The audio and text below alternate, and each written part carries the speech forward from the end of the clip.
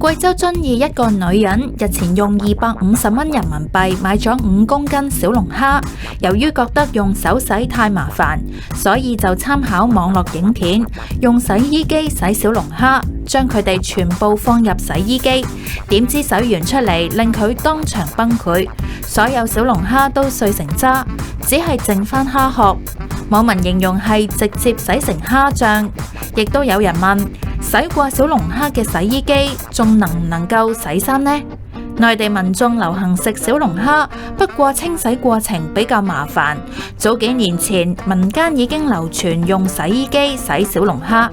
仲有湖北商家研發出洗小龍蝦專用洗衣機，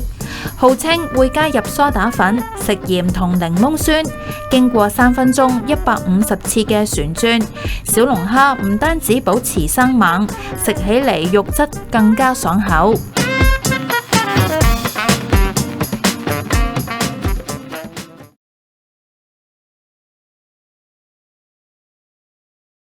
如果而家佢哋見到抗體，跟住個病毒量都係低，亦都冇話跟住之後再升咧，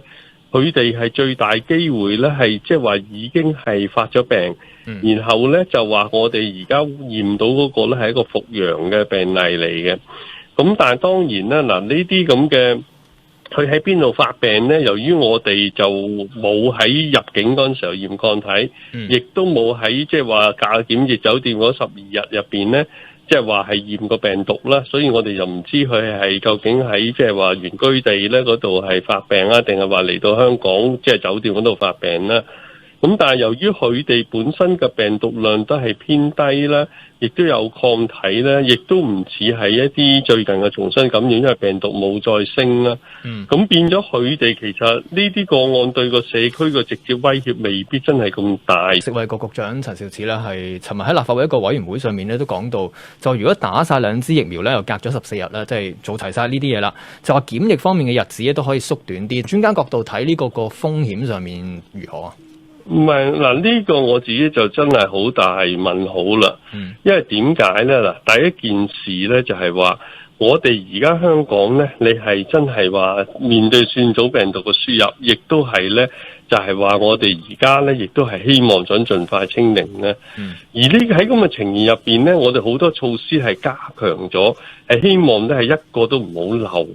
因為呢啲咁嘅一個漏咗喺我哋社區咧，其實我哋手尾好長。我哋點解最近要做咁多嘢咧？就係由於走漏咗啲個案。而我哋最近都發現咧，我哋就算用21日嚟講咧，都有唔同嘅情況咧，我哋有機會係走漏。喺咁嘅情形咧，你如果係未搞掂晒所有其他嘅問題入邊，你係將啲最高危嘅人，譬如啲密切接觸者啦，或者一啲嘅變種病毒嗰啲嘅個案入邊，你縮短佢嗰個即係話係嗰個即係話檢疫期咧，呢樣嘢就係冇任何科學根據可以證明到真係話得嘅。第一件事咧，就係疫苗唔可能影響到呢個病毒嘅潛伏期，你打唔打疫苗嘅潛伏期都可以好長。第二樣嘢咧，係冇一隻而家用緊嘅疫苗，包括我哋用緊嘅2隻，可以保證你100%唔會影響到嗰個傳播，尤其是係對一啲變種病毒嗰個資料更加係少。